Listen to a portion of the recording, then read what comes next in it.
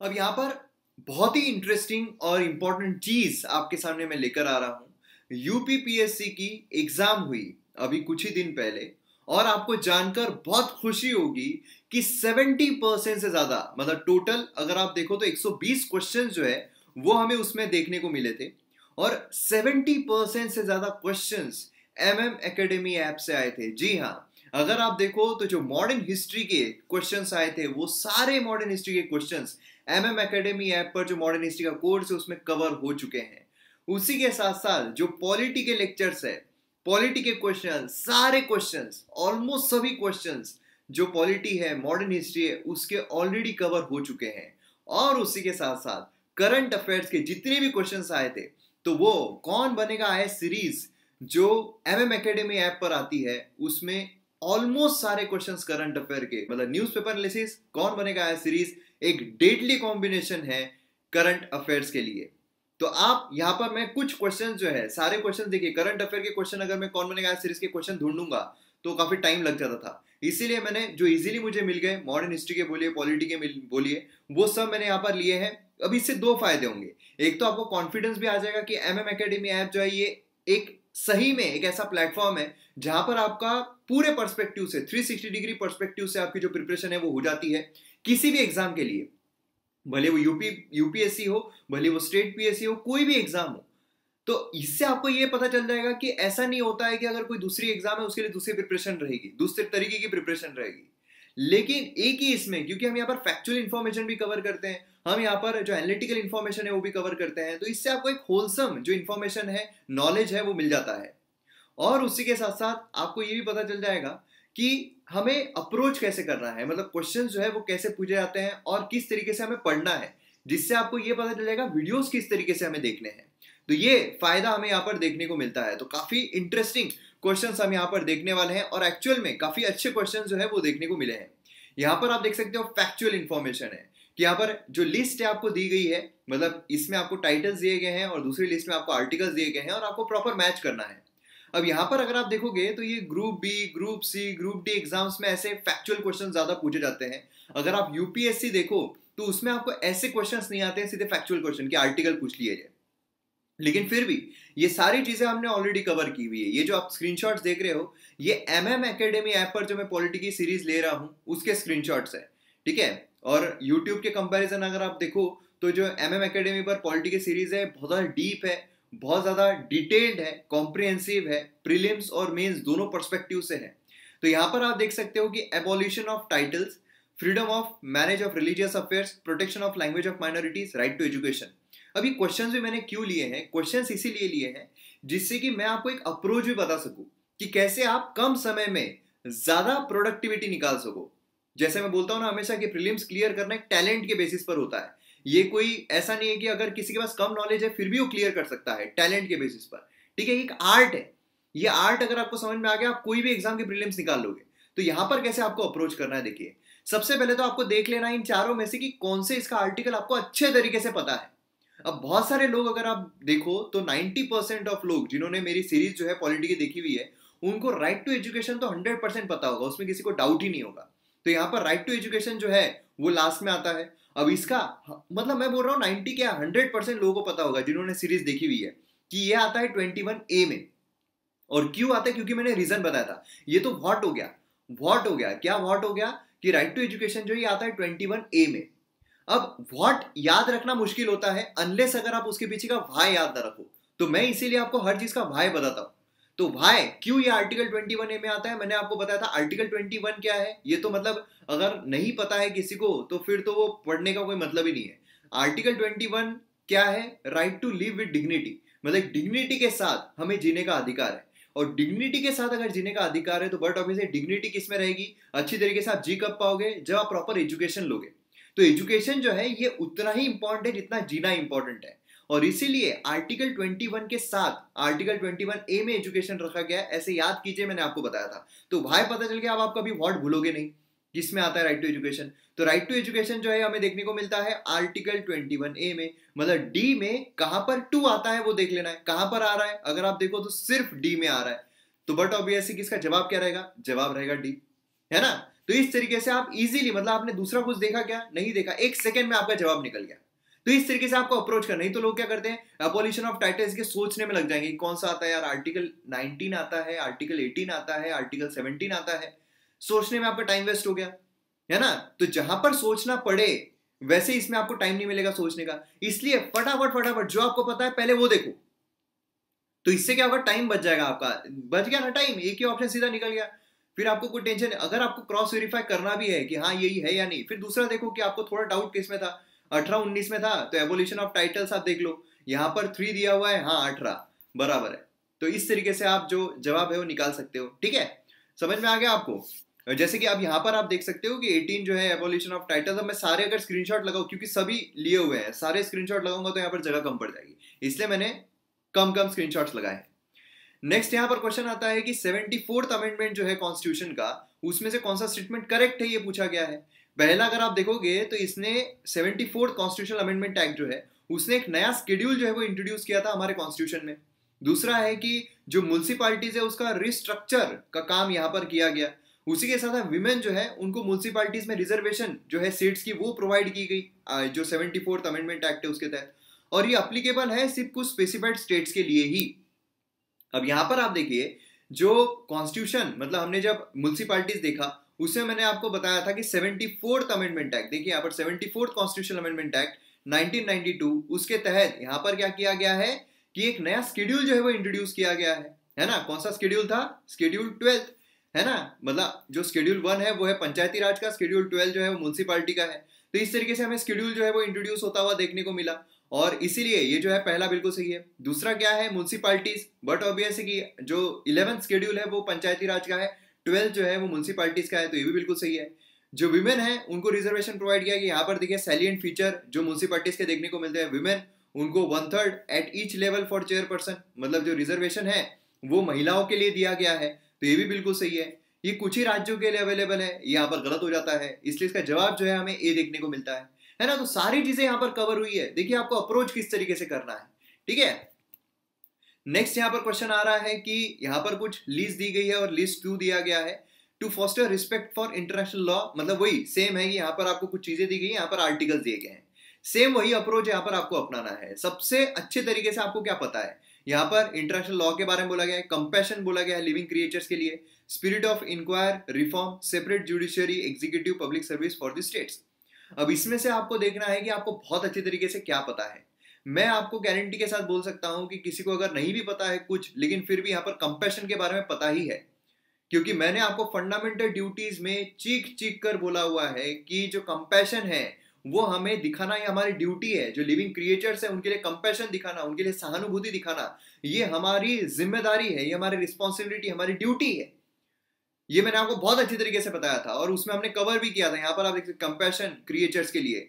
उसी के साथ साथ यहाँ पर अगर आप देखो तो जो spirit of inquiry and reform है ना, यहाँ पर आप देख सकते हो कि जो spirit of inquiry and reform है ये भी फंडामेंटल ड्यूटी में कवर हुआ है। देखिए कैसे पूछते हैं कंफ्यूज करने के लिए, साइंटिफिक टेम्पर सभी को पता है, लेकिन ये किसी ने पढ़ा होगा कि नहीं, spirit of inquiry and reform, तो ये भी हमें ड्यूटी में देखने को मिलता है। तो इसी के तहत ये 2 चीजें भी अगर आपको पता है तो हो गया, इजीली आप इसका जवाब जो है वो निकाल सकते हो। तो इसका जवाब हमें देखने को मिलता है बी, क्योंकि फर्स्ट जो है इंटरनेशनल लॉ वो हमें देखने को मिलता है 51C, है ना। तो इस तरीके से हमें जो चीजें हैं वो देखने को मिलती है। तो ये जो है 51 मतलब क्या है कि डीपीएसपी भी हमने कवर किया है, जानबूझ के स्क्रीनशॉट नहीं लगाए हैं, ये एक्सप्लेन करते हुए आपको इंटरेक्शन के थ्रू, जैसे उसी तरीके से अभी जैसे मैं आपको बता रहा हूँ उसी तरीके से जो पॉलिटिकल लेक्चर्स है आपको MM एकेडमी ऐप पर, क्योंकि ये कहाँ का है तो MM एकेडमी ऐप के लेक्चर्स आपको देखने को मिल रहे हैं।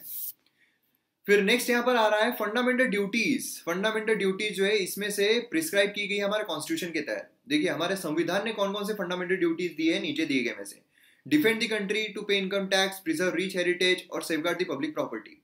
अब इसमें अगर आपने फंडामेंटल ड्यूटी का लेक्चर अच्छे तरीके से देखा है तो यहाँ पर साफ साफ तौर पर हेडिंग में आपको पता चलेगी कि सर्टेन रिकमेंडेशन यहाँ पर दिए गए थे फंडामेंटल ड्यूटी के, और जो कि नॉट एडेड, जो कि ऐड नहीं किए गए थे। रिकमेंडेशन दिया गया था लेकिन ऐड नहीं किया गया था, वो कौन सा है, टू पे टैक्सेस।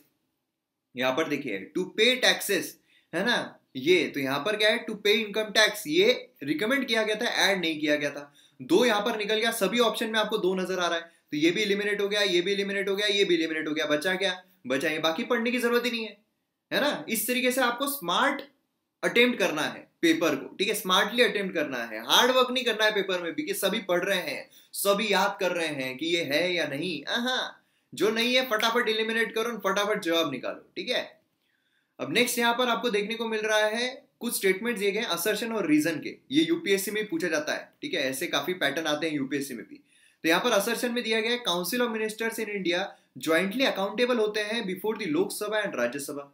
अकाउंटेबल मतलब क्या? रिस्पॉन्सिबल, है ना? तो ये लोकसभा राज्यसभा दोनों के लिए होते हैं। रीजन है, मेंबर है जो होते हैं लोकसभा और राज्यसभा के, एलिजिबल होते हैं मिनिस्टर बनने के लिए यूनियन गवर्नमेंट में। अब यहां पर देखिए, ये स्क्रीनशॉट है एमएम एकेडमी ऐप पर, जो काउंसिल ऑफ मिनिस्टर जो लेक्चर था उसका। अब इसे पहला ही यहां पर स्टेटमेंट देखिए कि article 75 clearly states that council of ministers is collectively responsible to Lok Sabha. यहां पर राज्यसभा है क्या? जी नहीं, ओनली लोकसभा। तो यहां पर अकाउंटेबल किसको रहेगा? ओनली लोकसभा, राज्यसभा को नहीं, इसलिए असर्शन हो जाता है गलत। रीजन अगर आप देखोगे तो इलिजिबल होते हैं यूनियन में, लोकसभा के हो राज्यसभा के हो। हमने प्राइम मिनिस्टर की इसमें भी देखा हुआ है कि जो प्राइम मिनिस्टर है वो लोकसभा से भी बन सकता है, राज्यसभा से भी बन सकता है ना? तो ये चीज हमें देखने को मिली थी, वो स्क्रीनशॉट मैंने यहाँ पर लिया नहीं है। अब यहाँ पर ये बिल्कुल रीजन सही हो जाता है, तो यहाँ पर जवाब क्या रहेगा? जवाब रहेगा डी, क्योंकि ए फॉल्स है, आर ट्रू है ना? तो इस तरीके से देखिए, आप अगर लेक्चर प्रॉपरली देख रहे हो तो सभी कवर हो रहे हैं, सभी जितने भी क्वेश्चन आए हैं सब कवर हो रहे हैं। और 70% मतलब सोचिए आप कि आपने अगर प्रॉपरली थरोली रिलीजियसली अगर सिर्फ एमएम एकेडमी को भी फॉलो किया है ना, तो भी आपका सिलेक्शन इसमें हो रहा है। तो इसमें हो रहा है तो किसी भी एग्जाम में हो रहा है, आप समझ लीजिए, किसी भी एग्जाम में, यूपीएससी बोलिए, स्टेट पीएससी बोलिए, किसी भी एग्जाम में हो रहा है। नेक्स्ट यहां पर आ रहा है पंचायती राज के बारे में। पंचायती राज के बारे में क्वेश्चन आता ही है। अब पंचायती राज जो है वो अभी तक एमएम एकेडमी ऐप पर एट प्रेजेंट कंडीशन में अगर देखा जाए तो लाने का है, वो आने का है, अभी तक आ जाएगा। और जो ये है यूट्यूब का स्क्रीनशॉट, ठीक है, तो सोचिए यूट्यूब ही सक्षम है, तो सोचिए कि वो सीरीज कितनी सक्षम होगी एमएम एकेडमी की। तो यहाँ पर आपको देखने को मिलेगा कि कौन से, मतलब यहाँ पर क्या पहले क्रोनोलॉजी भूली गई है कि पहले कौन सी कमेटी आई थी, बाद में कौन सी आई थी, बाद में कौन सी आई थी। तो हमने उसमें देखा हुआ है, सबसे पहले आई थी बलवंत राय मेहता कमेटी 1957, उसके बाद यहाँ पर अशोक मेहता कमेटी 1977, खत्म। यहीं पर आपको जवाब मिल गया, बाकी आपको कुछ देखने की जरूरत नहीं। ये दो आपको अगर पता है तो आपको जवाब मिल गया, ठीक है। दूसरी, पहली कौन सी थी? बलवंत राय मेहता कमेटी, मतलब ये फर्स्ट थी। सेकंड अशोक मेहता कमेटी, ये सेकंड हो गई। तो मतलब 3-4 कहां पर आ रहा है? 3-4 आ रहा है यहाँ पर, तो सी इसका जवाब रहेगा। एकदम इजी है, स्मार्ट वर्क, टाइम वेस्ट करने की जरूरत है, स्मार्ट वर्क कीजिए फटाफट। अगर आपको पहला भी पता है कि बीआर कमेटी है तो भी आपको जवाब मिल जाएगा। देखिए थर्ड में और कुछ भी नहीं है, सिर्फ यही थर्ड में पहला देखने को मिल रहा है, ठीक है। तो इस तरीके से हमें देखने को मिलता है, ठीक है, बहुत ज्यादा इंपॉर्टेंट है ये। नेक्स्ट यहां पर अब हिस्ट्री के, कुछ हिस्ट्री के, मॉडर्न हिस्ट्री। आपको पता है कि एमएम एकेडमी ऐप पर मॉडर्न हिस्ट्री पूरा कंप्लीटेड है, पूरा कवर हो चुका है, और सभी उसमें चीजें कवर की गई है मॉडर्न हिस्ट्री में, ठीक है। तो इसलिए यहाँ पर आप उसका उदाहरण जो है वो देख सकते हो। यहाँ पर पॉलिटी के मैंने और भी क्वेश्चंस थे, मैंने लिए नहीं है, क्योंकि मुझे सिर्फ आपको एक अप्रोच बताना है, मुझे यहाँ पर साबित नहीं करना है। वो तो आपको पता ही है कि सभी पॉलिटी का आपको पता ही है कि सब जो मैं बोलूंगा उसी में से क्वेश्चन आने वाले हैं, और कहीं बाहर से आने नहीं वाला है। अब इसीलिए मैंने यहाँ पे अप्रोच बताने के लिए कैसे आपको सॉल्व करने हैं। उसी तरह यहाँ पर मॉडर्न हिस्ट्री के भी सब नहीं ले रहा हूँ मैं, यहाँ पर कुछ कुछ ले रहा हूँ, जिससे कि आपको एक कॉन्फिडेंस भी आ जाए कि हाँ एमएम एकेडमी ऐप पर मॉडर्न हिस्ट्री का जो भी बताया गया है उसी में से क्वेश्चन आ रहे हैं, और उसी के साथ साथ आपको एक अप्रोच भी मिल जाएगा सॉल्व कैसे करना है। तो यहाँ पर आप देख सकते हो कि नॉट करेक्टली मैच्ड कौन सा नहीं है। तो यहाँ पर न्यूज़पेपर दिया गया है, यहाँ पर फाउंडर्स न्यूज़पेपर, हमने सेपरेटली न्यूज़पेपर का एक जो वीडियो है वो कवर किया गया, उसमें जो सैंक्शंस लगाए गए थे, कौन कौन से किसने न्यूज़पेपर लिए हैं, जोड़ियां भी बताई गई है। तो इससे आप देख सकते हो कि सबसे आसान जो यहाँ पर अल हलील, न्यू इंडिया, तजीब, संवाद, कमुडी, ये अगर आप देखोगे इसमें सबसे आसान कौन सा है? न्यू इंडिया है, किसी को भी पता रहेगा। मतलब गांधी जी, एनी बेसेंट, जो लोकमान्य तिलक है, इन्होंने जो न्यूज़पेपर निकाले हैं ये ऑलमोस्ट सभी को पता रहते हैं, एटलीस्ट जिन्होंने एमएम एकेडमी पर जो लेक्चर्स है वो देखे होंगे उनको पता ही होंगे। तो न्यू इंडिया जो यहाँ पर आप देख सकते हो, कॉमनवेल, ये एक स्क्रीनशॉट है होम रूल लीग का स्क्रीनशॉट, ठीक है, जो लेक्चर हमारा है एमएम एकेडमी पर, ठीक है, यूट्यूब पर है ही नहीं, एमएम एकेडमी पर जो मॉडर्न हिस्ट्री के लेक्चर है उसका एक स्क्रीनशॉट है। तो यहाँ पर हमने होम रूल लीग के बारे में जब देखा था, मैंने आपको बताया था सबसे पहले तो होम रूल लीग का प्राइमरी ऑब्जेक्टिव क्या था वो हमने कवर किया, और फिर यहाँ पर एनी बेसेंट जो है, कॉमनवेल एंड न्यू इंडिया, ये उनके पेपर्स थे, कॉमनवेल एंड न्यू इंडिया। तो न्यू इंडिया या एनी बेसेंट है, बिल्कुल सही है है ना, यहाँ पर मतलब ये उन्होंने किया था, यहाँ पर बोला गया नॉट करेक्टली मैच्ड, ठीक है। और फिर उसके बाद यहाँ पर अगर आपने जो राजा राम मोहन रॉय है, अब यहाँ पर इनका भी इंपॉर्टेंट हो जाता है लोकमान्य तिलक का, ठीक है, यहाँ पर केसरी एंड महारट्टा। तो यहाँ पर जो अगर आपने राजा राम मोहन रॉय का न्यूज़पेपर वाला वीडियो अगर आपने देखा होगा, उसमें यहाँ पर राजा राम मोहन रॉय ने कौन कौन से न्यूज़पेपर निकाले हैं, यहाँ पर भी आप देख सकते हो, संवाद, कौमुदी, ये भी स्क्रीनशॉट है उधर का। तो इस तरीके से ये भी अब बिल्कुल सही हो जाता है। उसी तरीके से जो मोहम्मद अली जिन्ना है, उसने कौन कौन से न्यूज़पेपर निकाले थे, क्या उसने निकाला था ये पता है, ये बिल्कुल उसने नहीं निकाला था, ठीक है। और ये भी निकाला गया था मौलाना अब्दुल कलाम के उनके तरफ से। तो इस तरीके से वो अब स्क्रीनशॉट की जगह नहीं थी, इसलिए मैंने स्क्रीनशॉट जो है वो लगाया नहीं है। तो इस तरीके से सारी चीजें आपको वहां पर मिल जाएगी। उसी के साथ साथ यहाँ पर नेक्स्ट आ रहा है कि जो लिस्ट है वो आपको दी गई है, यहाँ पर आपको नाम दिए गए हैं, है ना। और उसी के साथ साथ यहाँ पर आपको कमीशन या कमिटीज के बारे में बताया गया है कि कौन से कमीशन कौन से इसमें आए थे।